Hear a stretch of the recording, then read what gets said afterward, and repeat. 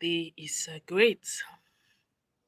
And I wanted to start with saying thank you to you all that have been, tuning in at one moment or another, allowing us to share with you things that we learned along the way. And I was thinking this morning, and I was like, I talking to God, and I said, um, do I am I really accredited to? Can really people learn from me? Do I really have the legitimacy for people to learn from me? And because it's not just about having people subscribing or taking up your offers, it's about transmission, impartition, transformation of lives. And the question that came up is, do you have experience? I said, yes, I do have experience. Do you have experience of life? Are there things that you learned and you embodied in your journey so far? I said, yes. For example, failure does not exist. It's not something that somebody taught me. Somebody not taught me. Like directly taught me failure does not exist. And I learned it intuitively through inner perception. I was 21, 22 years old. Yes, thank God my uncle instilled in me the fact that there's no excuse. When you have to do something, you do it regardless of the external circumstances, regardless of the feelings. You do what you have to do because you have to do it. But failure does not exist. That that idea, no, it's not an idea, that realization, that awareness is not a human being who sat down and explained it to me. It just dawned on me. If I know where I was at the moment that that thought dropped in my heart, I know where I was, I know what I was doing. I was 22, 21, and I was in the shop of my aunt who was living at that time in a very high profile neighborhood, and she was not around. She had traveled, so I was doing it like a type of internship, doing selling in her shop on her behalf. And the TV was on, kind of not really watching it.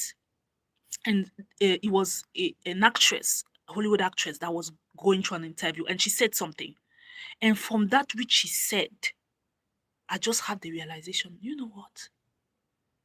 Failure does not exist. And thank God I had that realization at 21 years old. I am not sure I'll be standing here before you today if that realization, I've not sucked it so much in me that I did not even think about it. And I don't remember the last time I told to someone failure does not exist, because it's a belief that I've so accepted it to myself that it just started on autopilot, directing the decisions, small, the choices, small and big, of my life. When I was sacked, why did I not crumble? Because there was already that internal subconscious belief, persuasion that failure does not exist. Why was I able to resign of a very successful career as TV host, content creator for TV station, and a programmer? Because I already had ingrained in my subconscious. So it's not at that moment, it's not even in the front of my mind, me telling myself, oh, failure does not exist. Failure. No, I've so believed it and so embodied that it's part now of my way of walking life. Why was I able to start all over and decide to take a complete turnaround shift and go into media production, camera, video, and learn a whole new set of skills? Because there was already ingrained in my subconscious that failure does not exist. And it's so ingrained that I'm not thinking it. I'm not thinking about it anymore. I just know failure does not exist. I just know. How? Who taught you? When? I just know. And the experiences of life that I went through, proved me right that failure does not exist. Prioritization exists, but failure, no. Failure is accepting that failure exists. So things like that that I've never really sat down and said to some, maybe as along the way, along the journey, I say it to one or two people, but I don't remember the last time I said to someone failure does not exist. Maybe, I don't know, 5 years ago, 6 years ago, seven, maybe 10 years ago. And it was like sporadically like that. But as I was thinking about identity reinvention and those stuff started to come up from my heart, I said, wow, wow. I remember when I had that intuition, that perception from within that failure does not exist. I did not share it with people. I just lived it out. I did not went around and say, do you know failure does not exist? Do you know failure does not exist? Do you know? No. I just lived that statement out. Failure does not exist. When they sacked me, the first thing that I did not go and cry. I cried. I cried. That evening I cried. But the next thing you know, I think they sacked me like a Friday or a Thursday. A Friday, I think. I guess probably to give me the time during the weekend to sort out myself. And by Monday, I was working in a restaurant as an intern cook. Did I need to do that? No. But I needed to do something else to reassess myself. Where am I? Where am I going? What's the next step to take? So I took that. And for 4 months, I worked in a very prestigious restaurant and I enjoyed it. It was a great time of learning. For me, it was like, wow, a new set of skill given to me. How does a great restaurant works, the behind the scene and all the stuff. And I really enjoyed it. And after 4 months, the same way that I just decided, like, let me just go and work there. I was standing there and I came like usually. And it just dawned on me, what are you doing here? You are a journalist. What are you doing here? Serving in a restaurant. This is not who you are. You need to get back to who you are. And as that thought just dropped in my heart like that, I said, excuse me, I need to go back home. And and it was a Friday still. It wasn't a Friday or a Thursday. I don't remember. Father, a Friday, Thursday. And I contacted the right people. I said, you know what? I'm ready to go back to TV. And on Monday, I was on TV. A new channel, a new media company. So failure does not exist. So we were coming back to that because I was asking question, and I was like, okay, failure does not exist. And I was like, do I have things that I can share to people that can actually make their lives to turn around, that can actually make a difference in their lives, that whatever they find themselves now, they can listen to me and learn something that they go and apply and it works for them. And we were talking about experience. So I was asking God, talking about experience. Do I have the experience? Do I have the legitimacy? And he was talking, and he brought back the question to me like, have you lived? Have you embodied something? Are there things that you have learned along the way? I said, yes. For example, failure does not exist. And there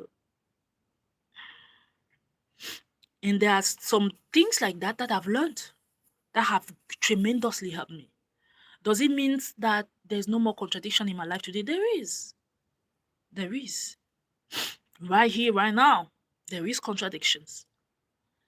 But the same way, even in those times, there were contradictions.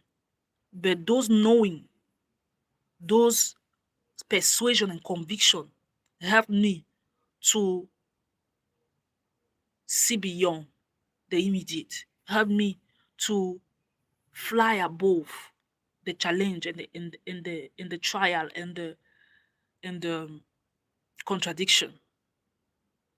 The same way will help me today. So we are not here like we know it all, we have it all, but we believe that we are human beings. Let me state it clearly. We believed that human beings, especially women, we are made to have it all. We are being created and designed to have it all. To have the wholesome health, the beautiful relationship, harmonious marriage, and beautiful family. To have the money, the wealth, and what is that about the wealth, and what is there any part that I've forgotten, and the fulfillment of life, the purpose, fulfilling the highest calling of your life. We believe that human beings have been designed to have it all, that what is unusual, what is like contrary to our nature is to not have it all, but having all, it is part of our design.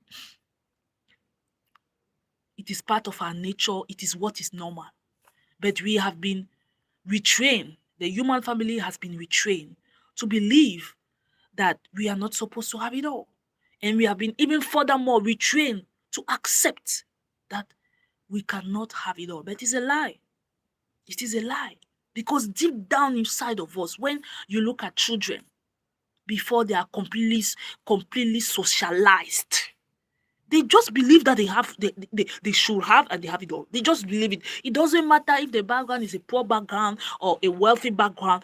All children, when they are under 1, 2, 3, maybe sometimes in 4, they just believe that they are made to have it all. It is not a battle in their heart and in their mind to know, oh, do I have to choose between my health and my relationship? Do I have to choose between having wealth and being a wholesomely and the wholesome in my health? Like, they know that they are designed to have it all until society talk them out of it. Until society convince them that no, you're not supposed to have it all. Who do you think you are? Don't you see your background? Until the limiting belief, erroneous belief transmitted through the genes start popping up. But when they are infants, when they are babies, when they are toddlers, they just have that awareness, that consciousness naturally that they are made to have it all. They are just made to have it all. They are not, look at toddlers, look at little children. They are not impressed by abundance. It's like abundance is just part of their world. I don't care if they are coming from a poor background, if they are coming from a wealthy background. They have that awareness that abundance is supposed to be. That's why when daddy or mommy is going out, they will say, bring me something. Or I want so and so. They are not concerned to know if you do have the money or you don't have the money, because in their world, from where they are coming from, there is always abundance. So you cannot come and tell them, you say, Daddy, will you come back with that chicken that I want to eat? And you tell him, no, Vermont, there's no money, you know. In their world, it's like, what are they talking about? What are they talking? They have to be trained into lack. They have to be trained to believe into lack. They have to be trained into fear. Children do not have awareness of lack or scarcity. They don't. They don't. Look at babies. They see you at somewhere. They have 2 cookies. They offer you 1. It's not even. They don't even think it out, unless they don't like your energy. But if they like your energy, he has 2 cookies in his 2 hands. He will offer you 1. They are generous. Children are generous. Like naturally, intuitively, they are, until we talk them out of it. Because we ingrain in them the persuasion and conviction of scarcity, of lack, of danger. So we are born to have it all. And we believe that we are the generation that we start portraying that. We start portraying that human beings are made to have it all, from any background, any culture, any people group. There's no limitation. There is no exception. We just need to believe it and shift our paradigm to be in alignment to it. But we are made to have it all. We know it within ourselves, within our core being. We know we are made to have it all. We have just been so trained by the system and by the beliefs that have been passed down through our genes to be talked out of it, that we have somehow started to allow ourselves to believe that. But deep down, we know that we want it all and we are born to have it all. So this disclaimer notice was very important. Now, the way each person will have it all will depend on his own background, on his own pace of healing and the pace of mind shifts. It will depend also on his personal journey, the higher calling that is upon his life. That's why some people will get married at 25 and some other people will get married at 45.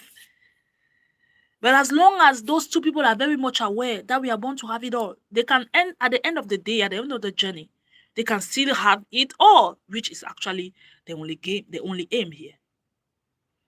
It doesn't matter if your brother got married at 25 and you got married at 45.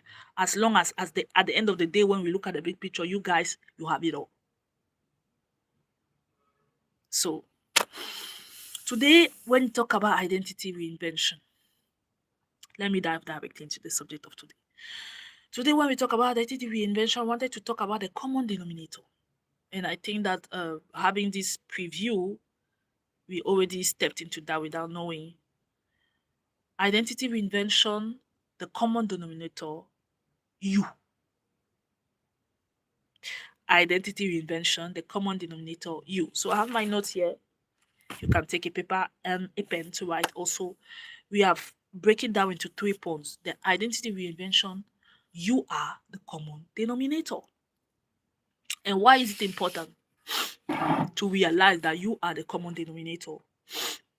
It's important because it will change everything. It will change the way you will look at challenges, trials, unforeseen circumstances, contradiction.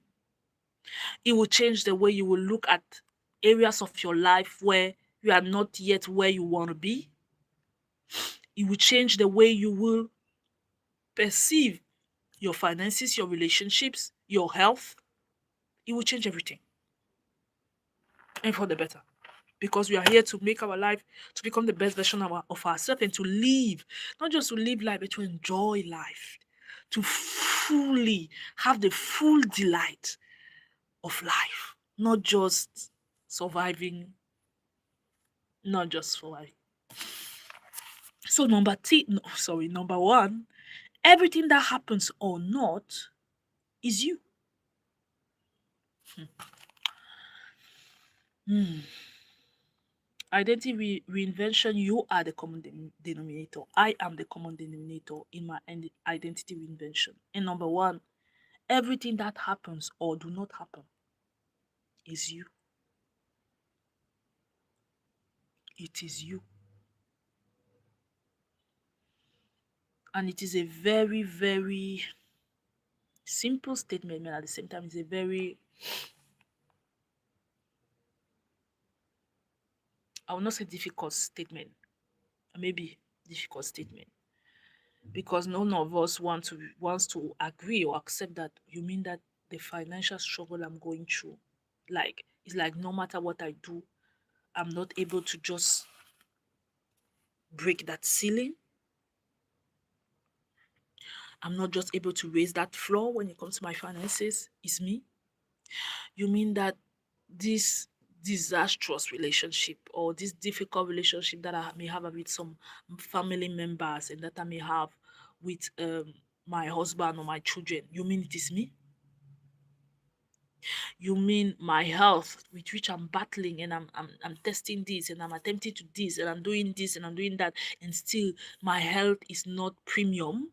You mean it is me? Yes, it is you.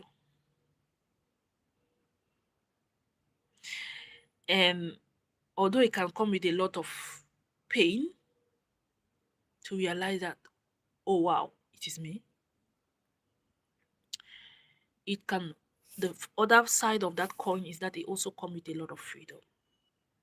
Because if it is me that has put myself willingly and unwillingly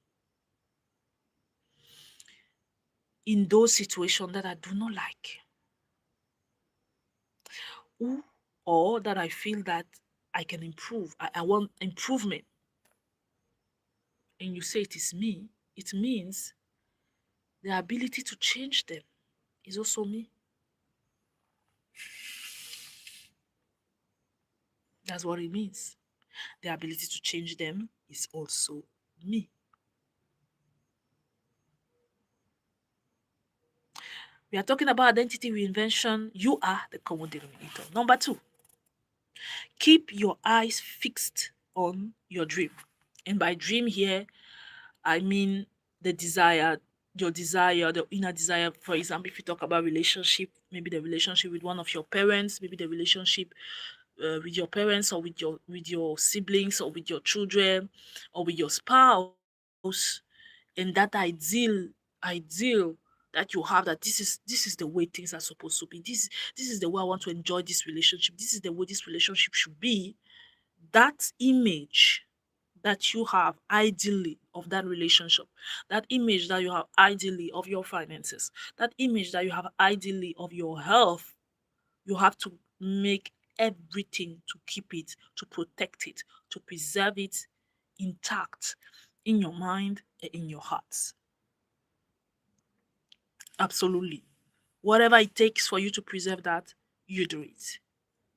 That means that maybe you have to cancel certain content and say, this, I'm not available to listen to this because it's just giving me more awareness of sickness in the world. This, I'm not available to listen or look at this because it's just giving me more awareness that relationship between men and women are difficult and bad and full of predators and of scam people. So you have to start like deliberately disassociate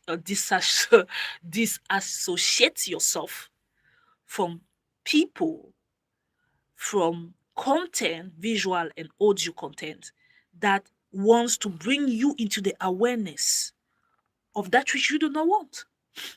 You cannot spend your time watching soap operas where the main frame idea of soap operas is to show you how the love between men and women is so difficult, is so tiring, it is so demanding, it is so unfulfilled, it's feeling, it is like it is hard. You cannot be spending your days watching that with that subconscious idea that they are implementing, and not just implementing but in grounding in you, and you think that you are going to have successful, beautiful, harmonious marriages with your spouse. It's not possible. Because in your subconscious, which is the one piloting 95% of the choices you make every day, the small and the big choices, you have already accepted the belief that relationship with men and women are hard. So what will happen, even if there is no trouble per se between you and your spouse, we find a way to create drama, because your subconscious will be like, I am not used to this kind of peace and harmony. I cannot accept it. I cannot contain it. I cannot, like, I don't know what to do with this. I have to find a way to create a fight, to create a dissension, to create a drama. To create a drama. And it's the same thing with other areas of life. You cannot desiring to have better finances, to work in wealth, and you surround yourself with people that are constantly saying how the country is hard, the situation is hard, the economic system is hard, there's no money, there's no opportunities, there's no nothing, and like whether those people are physical people or through content creation or through TV stations or they are still in your environment. You cannot be listening to that and think that you will arise above that which you are allowing your consciousness to be fed with, sorry. It's not possible. It is not possible. It's just not possible. So to keep that dream alive, to keep that ideal image, ideal picture you have of your relationship, your finances, your health, your life, you will have to restrain yourself to listen, to hear certain things. You would have to decide to stay in a world of your own. And people may tax you like, look at you. You never listen to news.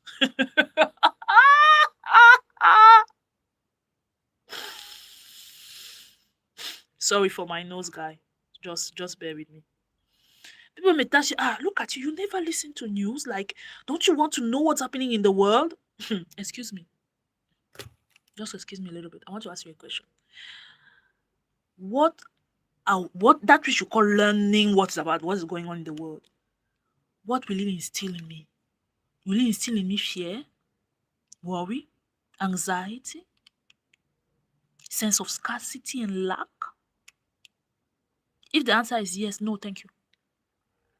I already have enough limiting belief and erroneous belief that has been passed down to me, and that I already have the one that I've added on myself to come and add upon it what the news will come and amplify. No, I don't need that.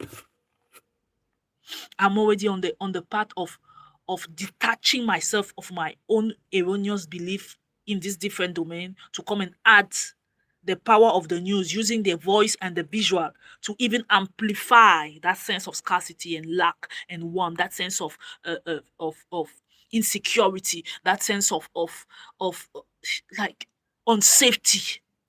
No, I don't need that. I don't need a news that all the news can do is transfer to me fear and worry and anxiety. I don't need that in my life. Maybe you need. Maybe you are stronger than me. Yeah, yeah. You can handle that. You can listen to the news. You can listen to 30 minutes of bad news. There is nothing they say in 30 minutes that can give you hope, that can make you smile, that can make you feel like, okay, humanity is not that, we are not in that dark place. 30 minutes, sorry, 30 minutes of giving you just information after information after information that are just bringing you to worry, anxiety, unsafety, feeling insecure, feeling having the mindset of lack and scarcity, like just putting you in survival mode. Maybe you are stronger than me. You are probably that you can watch that news for 30 minutes and still go out there in your life and live with a higher consciousness. You are stronger than me. I'm not. I'm not watching the news. I found wholesome news, people that are able to transmit the news without feeling obliged to transfer with the news the sense of fear, without feeling obliged to transfer with the news the sense of scarcity and lack and unsafety. Those are the people that I listen to know what's going on. I don't listen to regular TV news station. Nope. Nope. And the one who is telling you that has worked with them for 8 years. In fact, more than 8 years, but let us say 8 years. Nope. Nope. If you cannot give me the news without transferring to me fear and anxiety and worry, no thank you. I say no thank you. I'm not eating that. At least this one, let me choose. No thank you. Number 3, we are talking about identity reinvention. You are the common denominator. Keep your heart happy. Keep only saying that is already making my heart melt. Keep your heart happy. And it's just so, when we were reviewing the book, I think myself happy. And guys, this book is the book of 2026 and the remaining days of our lives. Because keeping ourselves happy is a whole skill that we have to relearn. Is a whole skill that we are relearning. Why? Because we have been trained to be sad, discouraged, upset, anxious, worried.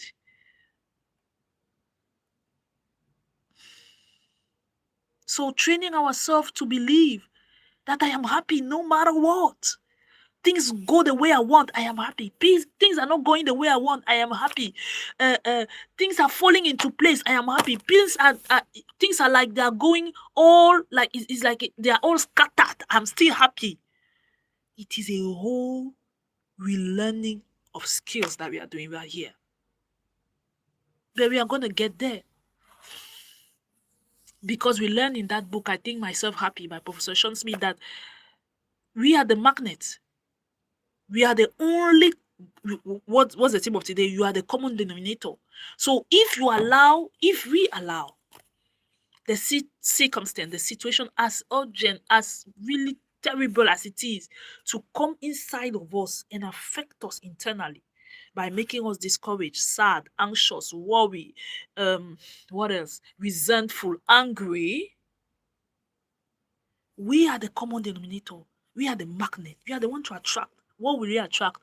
More of that which we do not want. More of that chaos, more of that confusion, more of that contradiction. So it looks like is another mathematic. But the mathematic here is that whatever happens outside of me, I am happy. I preserve my happiness. I cherish my happiness. I encourage myself in being happy, because at the end of the day, it's that happiness that will allow, it's like that happiness will allow the cosmos, it's like that happiness makes the angel to be more easily able to work for us. the angels, the invisible, all the invisible population around us. It's like when we choose to stay in a state of happiness, it is the cosmos have more can find it more easy to help us to sort it out. To sort it out. And it's not something that we are used to anymore. Because your own mind comes to you and say, hey, so and so is happening. You don't have a solution and you choose to be happy. Like, are you serious? It's your own mind though. It's the own voice of your own mind talking to you. Who comes after you and tell you, so you really mean that you are going to be happy? So you really mean that you are just going to be happy? You are not doing it. You may even be doing something about it, but you are not allowing it to that external stress to become an internal pressure. You're not allowing that external circumstance to come and become an internal anxiety and worry. And so your own mind comes back to you and says, so are you serious? Because your mind, unfortunately, our mind have associated worry and anxiety with concern.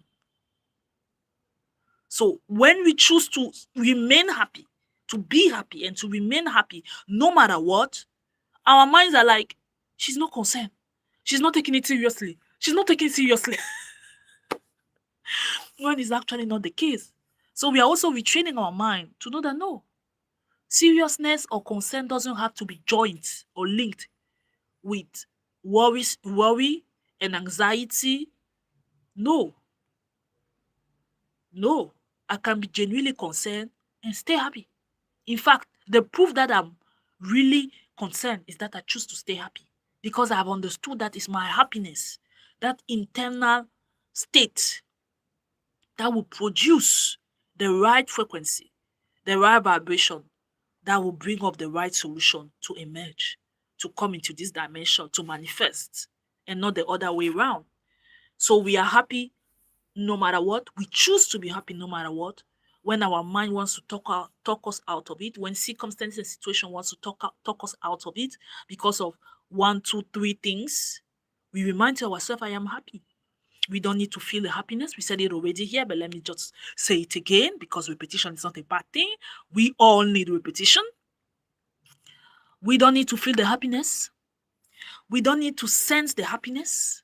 We just need to say, I am happy. I am happy. I am happy. In the midst of your own mind telling you are happy. And this is the way you look when you're happy. You just keep saying, I am happy. I am happy. I am happy. I am happy. I am happy. I am happy. I am happy. And sooner or later, it will just hit you. And there will be this awareness. Indeed, I am happy. You may burst out in the laughter, whatever the case is. But indeed, I am happy. Because happiness is my birthright. And we have decided, and you have to decide, that birthright that we have given away for so long because we did not know better, but now we know better. That we have given out to circumstances, that we have given out to people's action, that we have given out to even the expectation of our own mind regarding us. And we have given so many people, so many circumstances and things even the opportunity to take away our happiness. We have decided that no, happiness is my birthright. I'm born with it. I'm not giving it to anybody to take it away from me. Happiness is what I've been given. So even if I'm in hell, I choose to be happy. And being happy is not difficult. It's just to declare it, to say it. I am happy. Tears are falling out your eyes. I am happy. I am happy. I am happy. I am happy. I am happy. I am happy. I am happy. I am happy. I am happy. I am happy. I am happy. I am happy. I am happy. Okay, guys, it's on this note that I'm going to leave you. If you want to work with us, all the information are in the description box. You can write to our team Books and Life, and we'll book a consultation one-on-one call with you to how to help you to navigate the phase of life the way you are right now and to get into the next phase. Sorry, guys. Yeah. And to get into the next phase of your life and your vocation. We are here to live life. And when I mean live, I mean live life, like to enjoy life, to delight in life. That's the purpose of humanity. That's why we are here. And each time we are out of that frequency, we feel it inside ourselves that something is wrong somewhere. We know it inside ourselves that something is wrong. We are made for more. Even when we cannot articulate it properly, we know we are made for more. We know we are made for more. So if you are really serious about this journey of identity reinvention, contact our team. I'll meet you guys again tomorrow. Bye bye. Love you guys.